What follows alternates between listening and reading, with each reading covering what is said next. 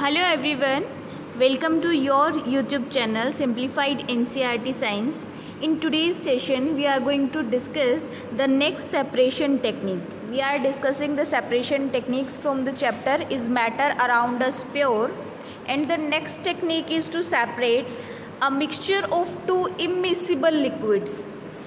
A mixture of two miscible liquids. Miscible liquids का मतलब है कि ऐसे liquids which are dissolve completely into each other, और वो डिज़ोल्व हो जाने के बाद एक होमोजेनस मिक्सचर फॉर्म करेंगे. तो इस तरह के जो मिसिबल लिक्विड्स हैं उनको हम कैसे सेपरेट करेंगे, उसके लिए हम क्या टेक्निक अप्लाई करेंगे वो हम डिस्कस करने वाले हैं. तो टेक्निक इज़ डिस्टिलेशन. डिस्टिलेशन का मतलब होता है सीधे सीधे शब्दों में कि distillation involves the conversion of a liquid into vapours. Liquid से बनेंगे वेपर्स और फिर उन वेपर्स को हम कर लेंगे कंडेंस. कंडेंस करने के बाद कंडेंस कैसे करेंगे, कूलिंग से कंडेंस करेंगे, और कंडेंसेशन से हम दो अलग अलग लिक्विड्स को सेपरेटली कलेक्ट कर लेंगे. तो डिस्टिलेशन जो है वो दो तरह का होगा, या तो होगा सिंपल डिस्टिलेशन या होगा फ्रैक्शनल डिस्टिलेशन. अब इन दोनों में डिफरेंस क्या है, डिस्टिलेशन क्या होता है, कब हम सिंपल डिस्टिलेशन अप्लाई करते हैं, कब फ्रैक्शनल डिस्टिलेशन अप्लाई करते हैं, इस बारे में बात करेंगे. तो व्हेन टू अप्लाई सिंपल और फ्रैक्शनल डिस्टिलेशन. देखो, फ्रैक्शनल डिस्टिलेशन कब किया जाएगा, जब दो सॉल्यूशंस जिनको हमने मिक्स किया है, यानी कि जो दो सॉल्यूशंस मिसिबल हैं एक दूसरे में, अगर उनके बीच के बॉइलिंग पॉइंट का difference less than 25 degree Celsius है. मान लो एक सॉल्यूशन ए है और उसका बॉइलिंग पॉइंट है 308 केल्विन, ठीक है, और एक दूसरा लिक्विड है, सपोज करो लिक्विड बी है, उसका बॉइलिंग पॉइंट है 384 केल्विन, ठीक है.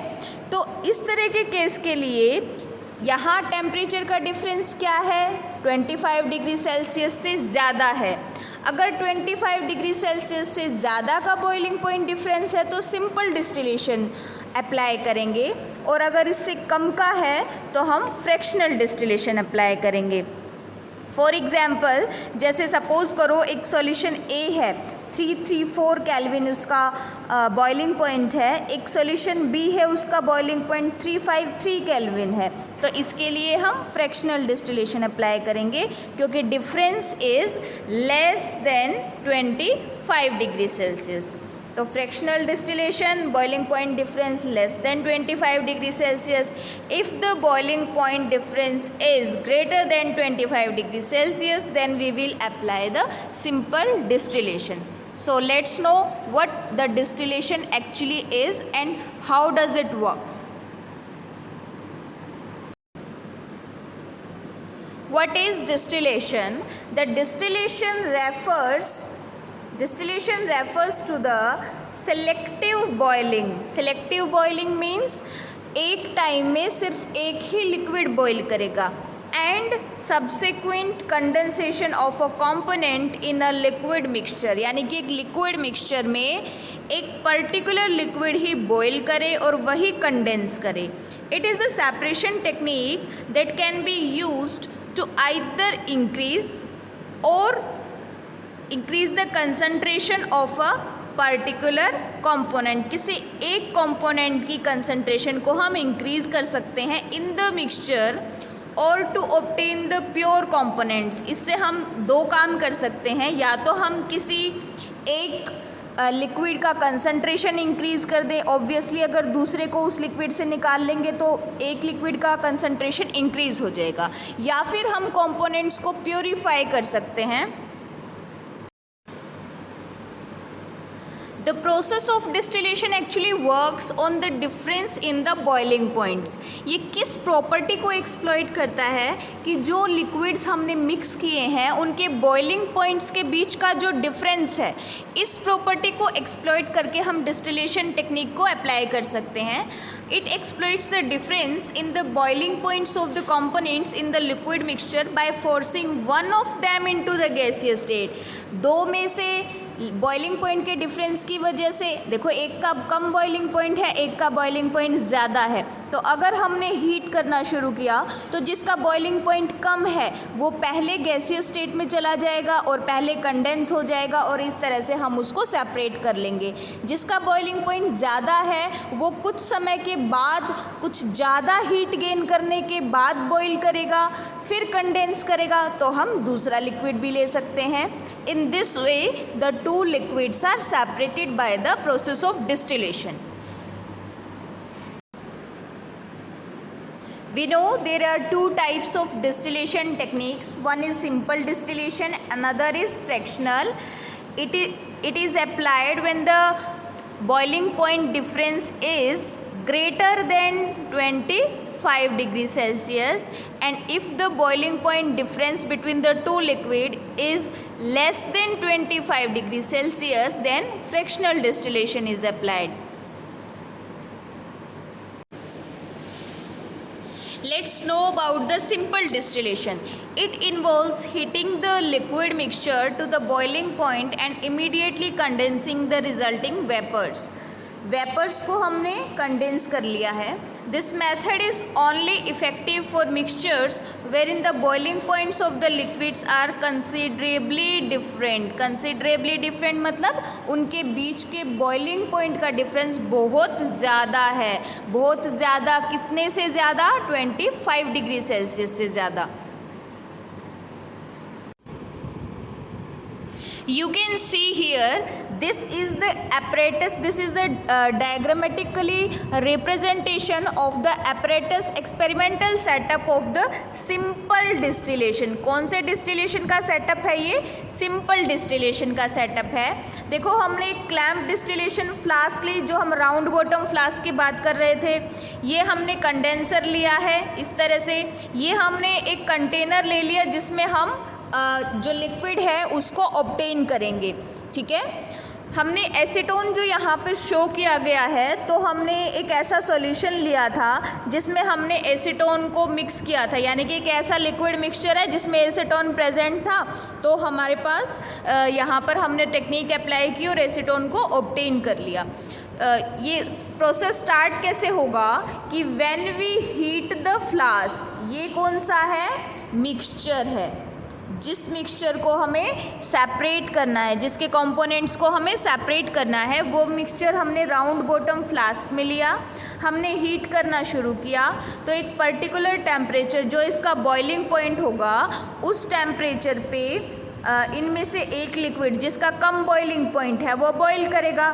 बॉईल करने के बाद उसके वेपर्स यहाँ जाएंगे, यहाँ से जाएंगे कंडेंसर में. अच्छा, टेम्परेचर, बॉइलिंग पॉइंट कितना है किससे पता चलेगा? थर्मोमीटर से पता चलेगा. कंडेंसर में जैसे ही ये देखो वेपर्स गए तो कंडेंसर की वॉल से टकराए. वॉल से टकराने के बाद देखो, जो ये कंडेंसर है इसके ट्यूब के अराउंड ये कोल्ड वाटर रन किया जाता है. ये वाटर आउटलेट दिखाई दे रहा है ना, यहाँ से हम कोल्ड वाटर डालते हैं तो एकदम से टेम्परेचर डिफरेंस आया.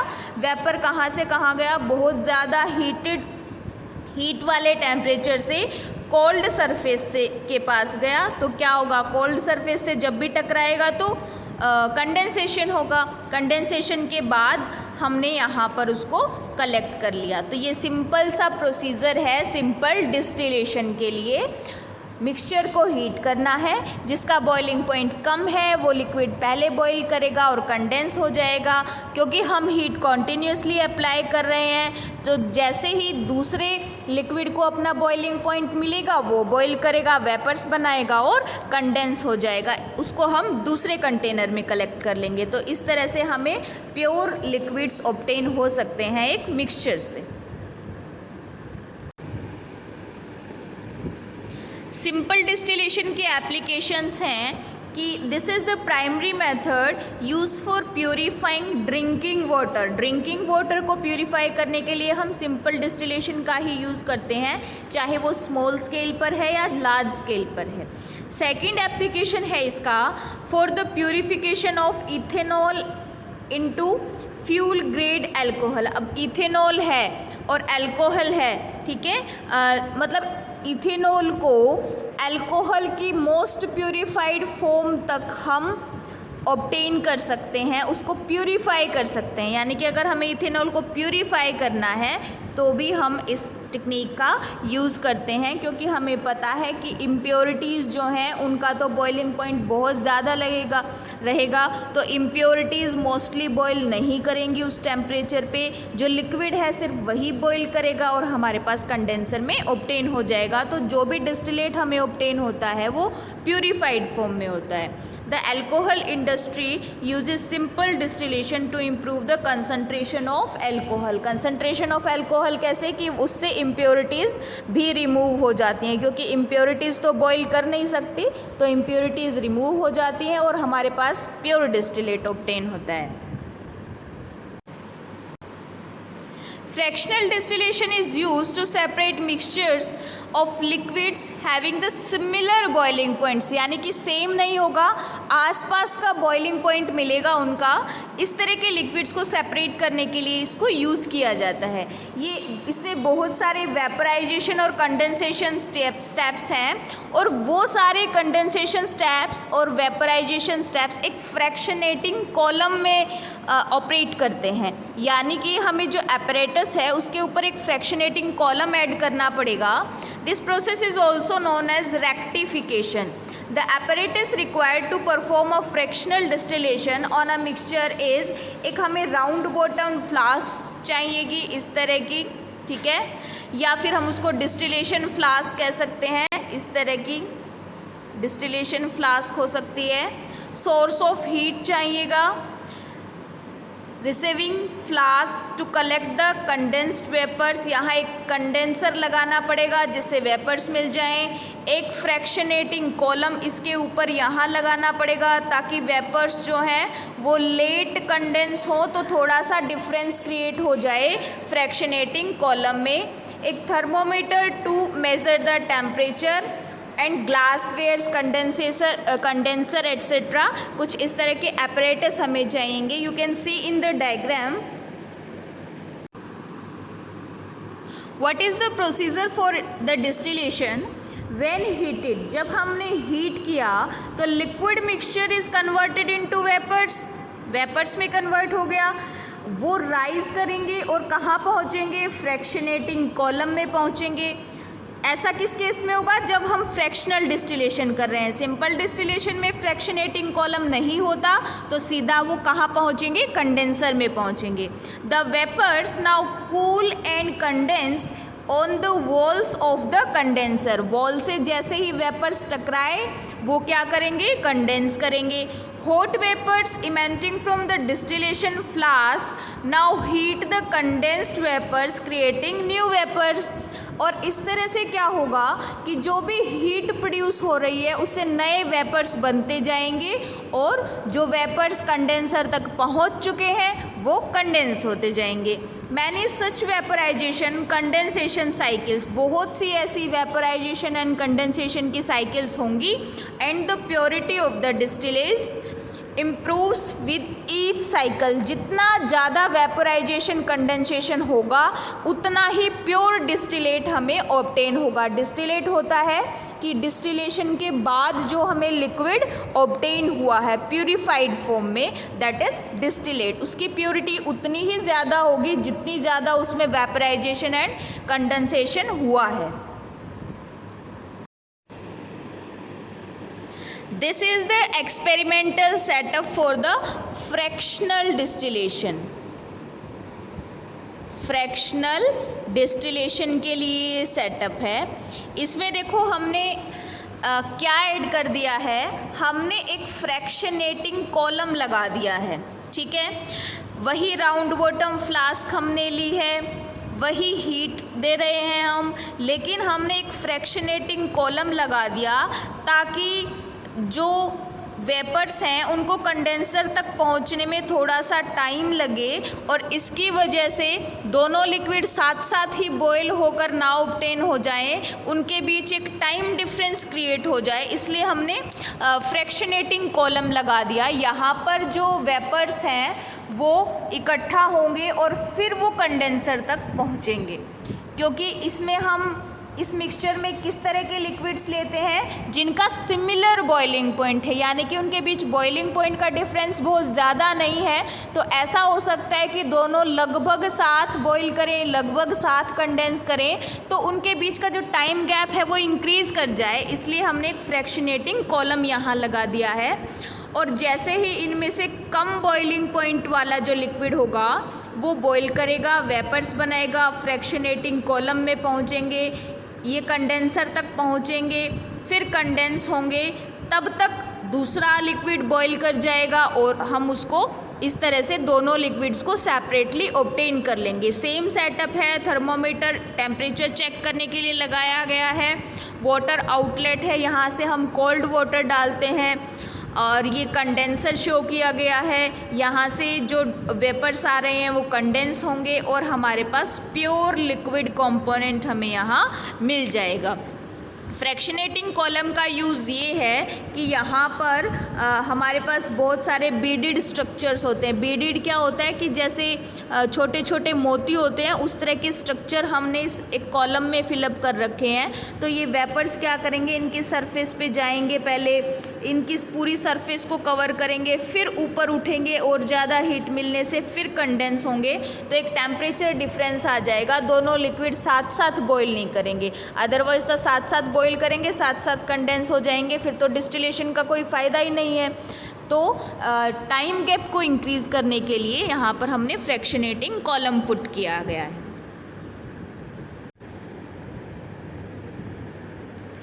फ्रैक्शनल डिस्टिलेशन की एप्लीकेशंस क्या हैं?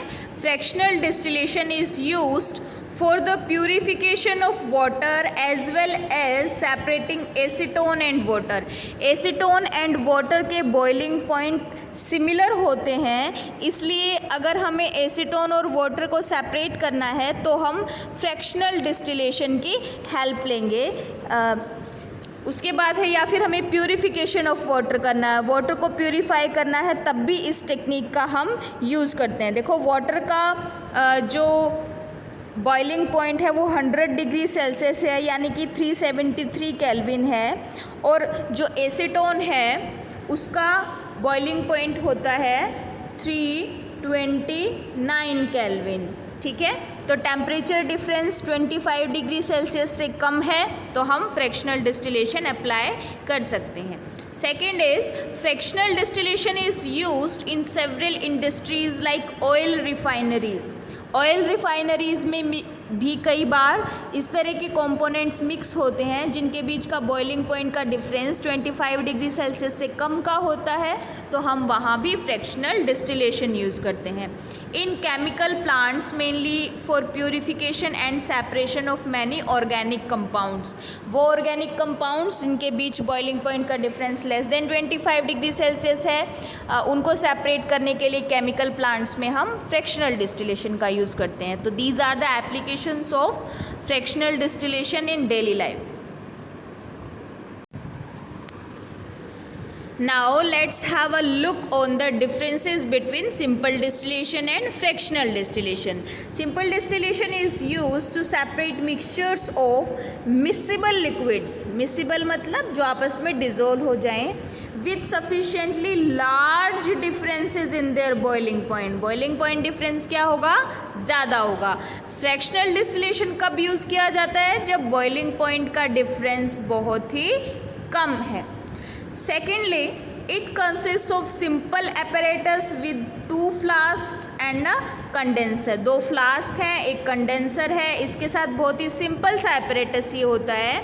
ये थोड़ा सा कॉम्प्लेक्स apparatus कॉन्स्टिट्यूट करता है जिसमें हम एक फ्रैक्शनेटिंग कॉलम पुट करते हैं। इसका एग्जाम्पल है कि सी वाटर को जब हम प्यूरिफाई करते हैं then that is simple distillation, और जब क्रूड ऑयल की रिफाइनिंग होती है that process is done with the fractional distillation. So these are some points about the differences between simple distillation and fractional distillation.